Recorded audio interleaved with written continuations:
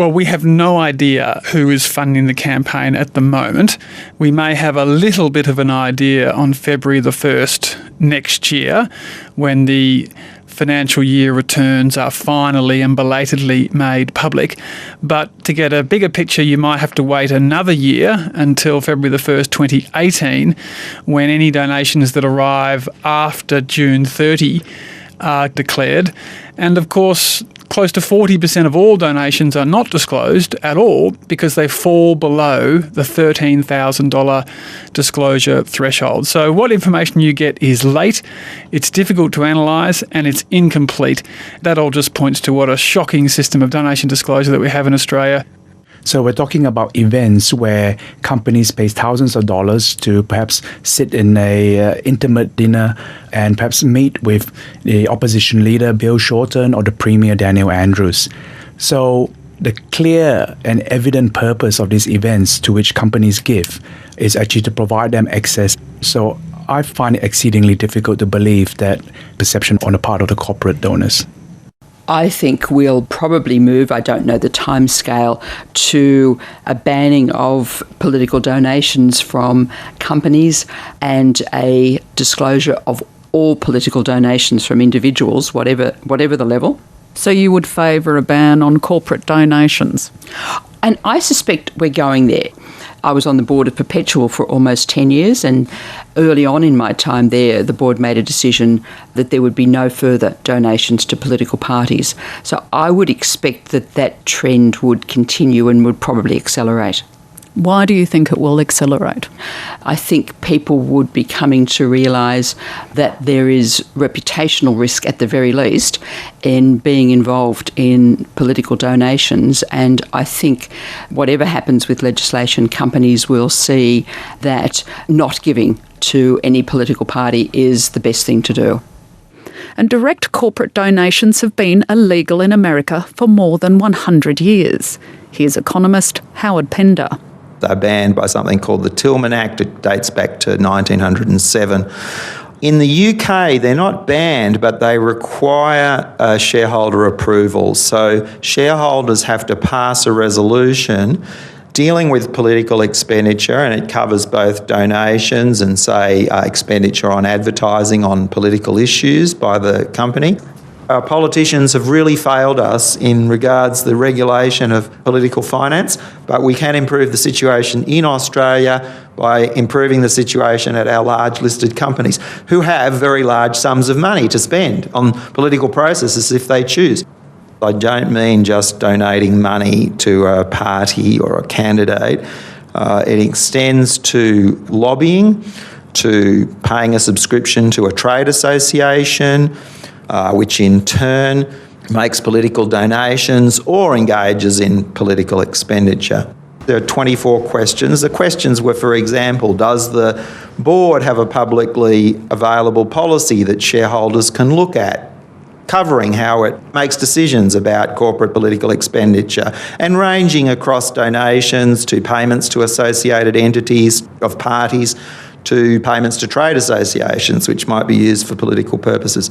So we then scored the ASX 20 companies. We also scored a few of the larger resource companies outside the ASX 20 on how they deal with their donation arrangements. How did Australian companies score? Poorly. Two high-scoring Australian ASX 20 companies were AGL and ANZ.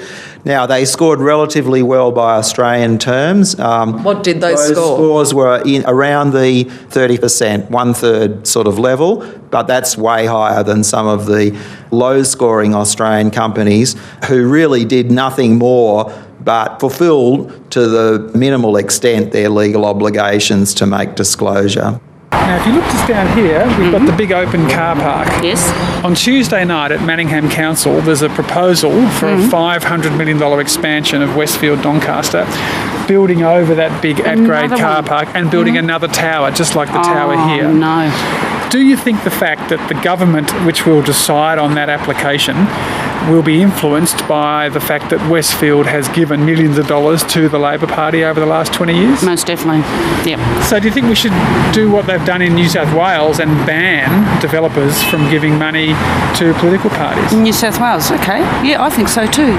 There's no other reporting system in Australia that I'm aware of that waits 7 months after the financial year to release still half-baked information, which doesn't even have a profit and loss statement or a cash flow statement from the registered political parties, whereas the local kindergarten committee has to release full profit and loss statement, and political parties have got an exemption. So it's just a complete joke that the worst level of disclosure and transparency of any institutions in Australia is done by the political parties which run Australia, and that is just a farce.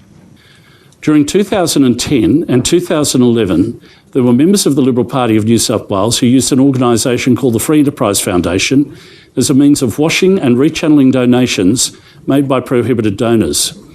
This was clearly done for the purpose of avoiding the Election Funding Act. The actions of these persons were a serious breach of the law and a serious breach of trust with the voters of New South Wales. In New South Wales, there has been a concerted effort from both sides of politics to try and clean up the political donations regime. And as part of that, there was an attempt to ban all donations other than by private individuals. As a consequence, corporations as well as unions were not allowed to donate to political parties. And that was reform that was brought in by the O'Farrell government. That was challenged in the courts by the union movement, and the High Court found that for a number of reasons, including constitutional freedom of expression, the legislation was not constitutionally valid. Electoral spending would be limited to people who are on the electoral roll and with a cap. I don't have a strong view about what that cap should be, but a reasonable figure. And so that would exclude unions, it would exclude corporations and so forth. Often it is said as an argument against particular measures that this will benefit either one side of the party or another side of the party more, and so on and so forth. The fact with any changes to the laws is that it's not going to have identical impact on the major players. The question we should be asking is, do those laws actually enhance the health of Australian democracy? And if they do, and even if they have uneven impact, in my view, they're still justifiable. Are the New South Wales laws perfect? No. But you have a system that is already being tested out there in the field. The idea, the arms race, is the way forward. The arms race where it's about major political parties trying to outspend each other and outraise each other is not good for the political process. It's not good for political parties. There are offences applying to breaches of disclosure obligations, but the penalties involved are derisory. We're talking about just thousands of dollars for each breach. One can easily make a sort of a cost-benefit analysis where the cost of that $1,000 penalty, while actually concealing, hundreds and thousands of dollars. What we see clearly in terms of New South Wales is that many of the instances that have come to light, Free Enterprise Foundation, would not have come to light but for the investigations by the New South Wales ICAC. We, of course, need proper election funding laws. We need a dedicated agency that is robust in terms of its approach, and that will be the Australian Electoral Commission. But that needs to also be accompanied by really strong anti-corruption measures, and that includes a federal anti-corruption commission. It would be better, undoubtedly, if political finance was better governed by law in Australia, but the simple fact is it's not. It's unique research for Australia. The results are very disturbing in showing how poor disclosure is compared to our two most comparable allies in the US and the UK. And I think it's a bit of a wake-up call. And even in my role as the director of the Australian Shareholders Association, I'm feeling a bit sheepish about the fact that we haven't done more to progress this issue. Australian legislation and corporate behaviour lags a long way behind anything that might be best practice and regarded as transparent. So any legislation needs to cover the various lobby groups and industry groups that sit outside the political process but are pretty intrinsically linked with that process. And the laws need to reflect something that's more appropriate in 2016 and beyond, so that everybody knows what's being spent and to whom the money is going.